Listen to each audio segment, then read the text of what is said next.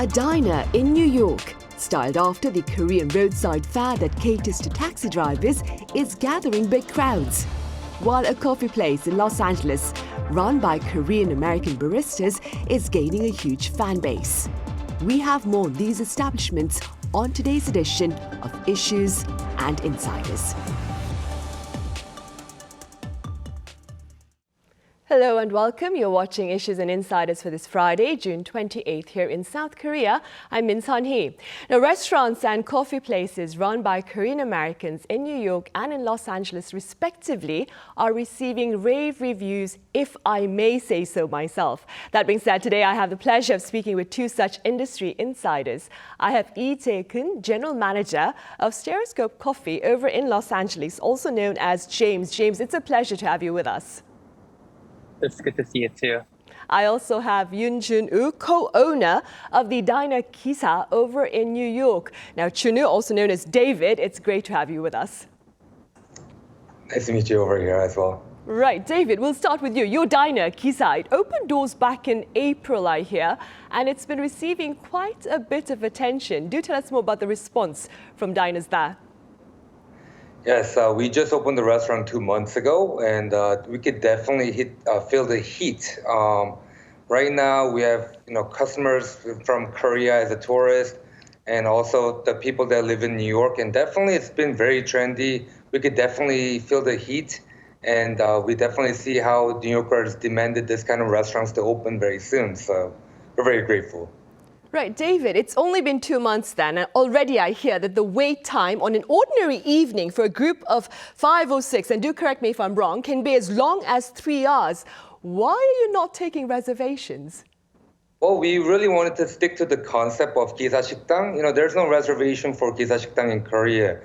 And also, one of the other things is that in New York, a lot of the popular restaurant reservation is really hard to get. So sometimes it's really impossible to even go to any restaurant month in advance. So we wanted to have our doors open for everyone, at least if they wish to come into our restaurant.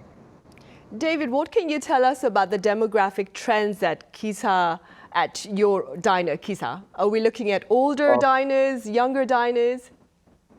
So when we first opened the door, we did have a lot of the Korean tourists because a lot of the Korean media covered us.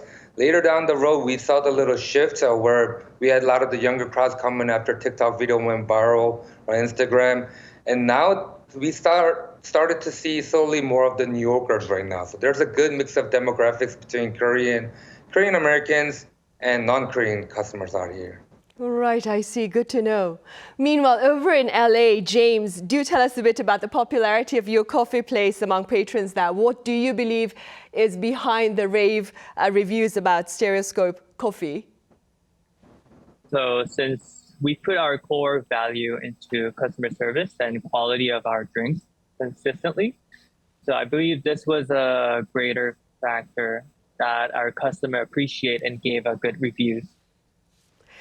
James, this year, the U.S. Coffee Championship, I believe, was secured by a Korean-American barista. Speaking within your capacity as an industry insider, James, what are your thoughts regarding this particular feat?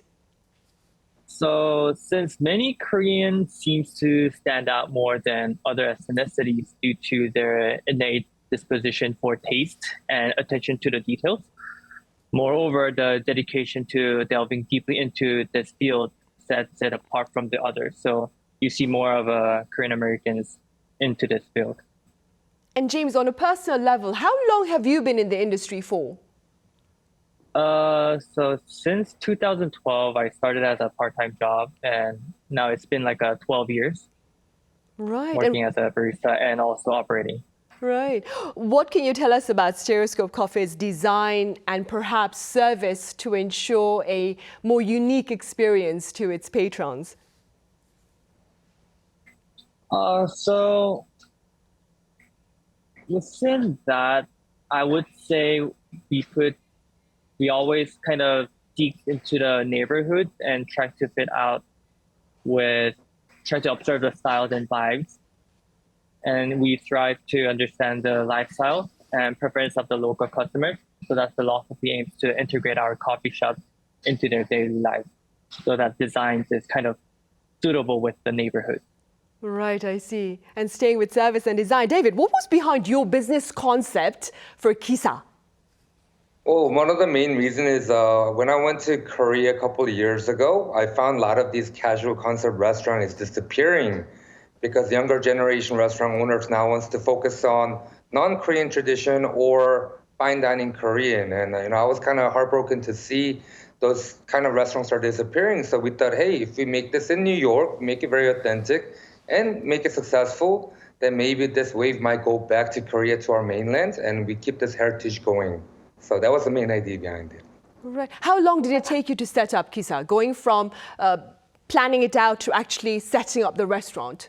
It actually took us about a year and a half to prepare everything. And also because our first restaurant is actually a fusion restaurant, we had an insight from one of our customers saying, hey, this is my first time trying the Korean food and it was amazing, but we felt really bad because, our first restaurant is fusion, it's not really 100% Korean. So we thought, hey, I thought Korean cuisine is very popular in the USA, but still there are a lot of people that hasn't tried the Korean food yet. So we thought if we ever do a second one, we should open up a Korean restaurant, like 100% Korean. So from that point on, we thought, hey, we got to stick to our roots, do something very traditional. And this first restaurant that you're talking about, David, is that the one called C as in Charlie? That was the first restaurant you set up. Right. What's the main difference between C as in Charlie and Kisa, would you say? Well, so C as in Charlie speaks about our where we came from. Since I'm an immigrant from Korea and I was raised in Atlanta, Georgia. We really wanted to meld our identity through our restaurant, which is part of me is from Southern, part of me is from Korea. So C as in Charlie is a Southern and Korean inspired fusion. Running that, we thought, hey, second restaurant should be more about our roots, not where we are at the moment, like C as in Charlie. So Kisa is more 100% Korean. Right, I see. While C as in Charlie is a bit more fusion then. And staying with Kisa then, David, could you tell me a bit more about the menu that you offer there at Kisa? Yeah, we only have 4 main entrees to choose from, which are bulgogi, jaeuk, which is spicy pork, spicy squid, and bibimbap. We made the menu concise so the customers, they don't have to worry too much of, from ordering, especially they might not be familiar with the Korean food that much. Also just made it very easy. But we have 7 different side dishes, rice and soup that comes with the entree. And I think our kick really comes from the side dishes because it changes every season and everything's made from the scratch. Even our kimchi, our mung bean jelly, everything is made from the scratch. So we're showcasing our banchan here. Right, panchan, right? Okay, this is also an impromptu question. David, which menu do you see being very popular among the diners there?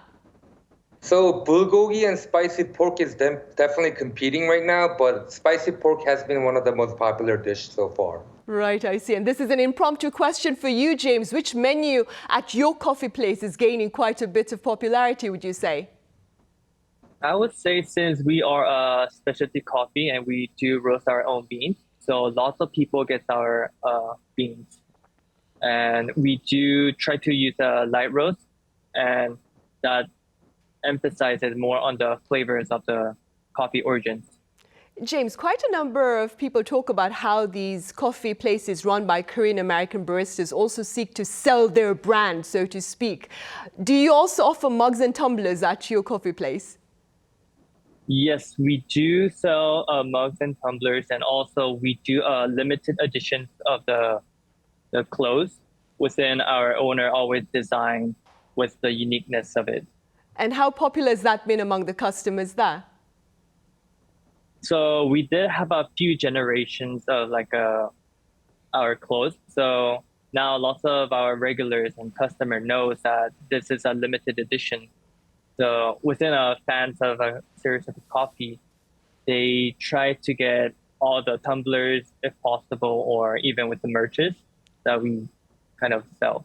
Right, I see. And David, I also hear you have a free coffee dispenser reminiscent of the ones at Gisasikdangs here in Korea at your diner. What's been the response to that? So I think we're the only restaurant that has this kind of coffee dispenser in New York, and people love the experience. The whole idea behind it is we want to spread the idea of Chung, where we give out something free for customers from the heart. So we wanted to make sure they feel and their experience with Korean jung. So we place the coffee machine. We give out a little quarter they can use on their way out to get coffee or hot chocolate, and they love it. Even if they don't want to drink it in this kind of hot weather, they still try to experience, and they all walk out with a cup of coffee. Right. I understand the interior of Kisa. It's reminiscent, of course, exactly of Gisasikdangs here in the country. Where were you able to get the vintage items from? Like the fan, I believe, was a fan mounted on the wall. Is that correct? Yes, we have those fans. I mean, fans are actually from eBay, so we have to really dig and go around the thrift market and vintage store in New York. But a lot of the things we actually had to get straight from the Korea. So it took a little bit of time to collect those items here and there. Right, I see. James, what would you say is the business strategy that Stereoscope Coffee has been adopting to make tangible inroads into the US market?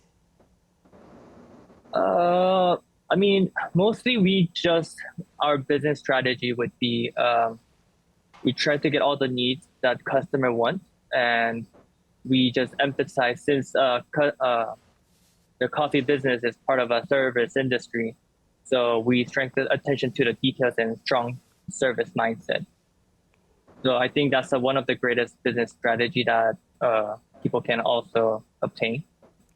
James, I hear you also have a quite strong presence on the social media platform. Is that also a marketing strategy?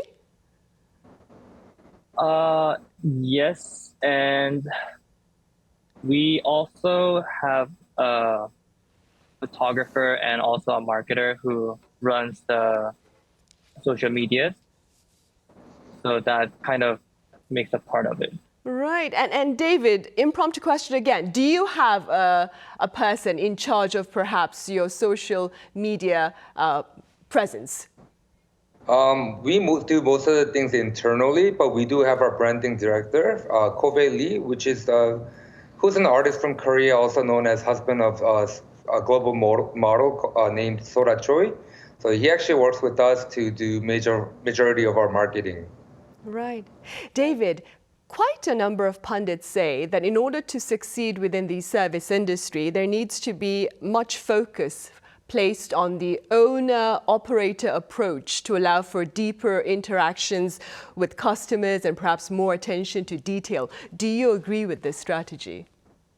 Yes, I do agree. Now, customers are very smart. You cannot just, imitate or fake something. You got to have really in-depth knowledge of what you're doing, and you got to be really concise you have to concisely know what you're doing. People will find out if your heart is into it or not. Are there any customers? It's only been 2 months, I understand, but are there any diners that you remember? Well, we have quite a lot of customers that I remember, but one of the customers that I remember is there was this Korean customers, they're fairly older, in their 50s, 60s. They drove 2 hours from Long Island, and they came in because they told us that because of their legal status in USA, they cannot visit Korea, and they miss this kind of restaurant so much. And when they heard that we opened Gisasik당 in New York, they actually drove 2 hours here, and then they waited another 2 hours to actually eat at our restaurant, and they were still satisfied. And seeing that just touched our heart, and we felt maybe we're doing something different. Right, indeed. That must have been very rewarding to hear.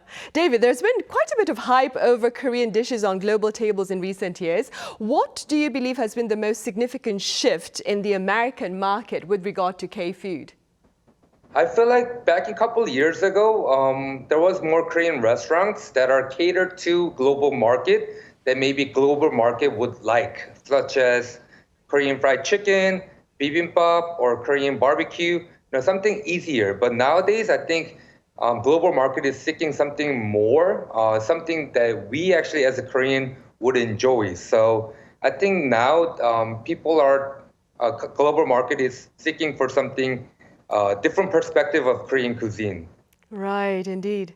James, the interior of Korean dining and drinking establishments appears to be receiving as much attention as its food. What are your thoughts on the growing global attention on the Korean culture in general?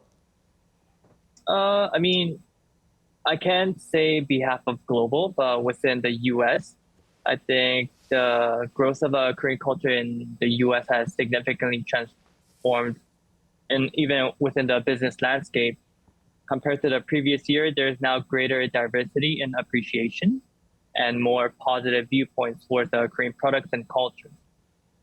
I wonder, James, do you have any plans to perhaps make inroads into the Korean market with your coffee shop? Yes, so currently every year on November, there is a cafe show in the COEX. So we go there and brand ourselves as a Stereoscope coffee, and we sell out or give away the coffee there. Right, so this is an event coming up in November, and hopefully we'll be able to see you here in the country then for that coffee event at COEX that you're talking Yes. about. I see. David, what are your future plans? Well, our future plan is to bring more of our perspective. Rather than something that global market or New Yorkers wants to see, we want to bring in what we like about Korean culture to New Yorker and introduce that to global market. And okay then, what do you like about Korean culture, David, that you'd like to introduce to the US? For instance, Gisasik당 was one of the good example. Like, it was a casual restaurant that we loved, and we picked out like 80s vibe especially, and then brought it back to New York. So it could be maybe a Chinese Korean restaurant that are also disappearing in Korea. We could translate it into our own perspective and bring it to New York. So we want to introduce to New Yorkers about our own culture that that they might know beyond just Korean barbecue or bibimbap or Korean fried chicken. Wow, so if all goes according to plan, David, we might actually be able to have jjajangmyeon and jampong over in New York then. Yes. See, what about you, James? What are your future plans? So as a company, our goal is to provide, service that allows people to access specialty coffee culture without any hesitation, and to expand into lifestyle brand or customer who loves our coffee. I see. All right, James, best of luck with that business endeavor as well. And thank you so much for making the time to join us live at this hour. David, also thank you so much for making time to join us from New York. Thank you so much. Thank you. Right, well, that brings us to the end of this week's editions, that is, of Issues and Insiders. Thank you for watching. Have a great weekend. See you next Monday.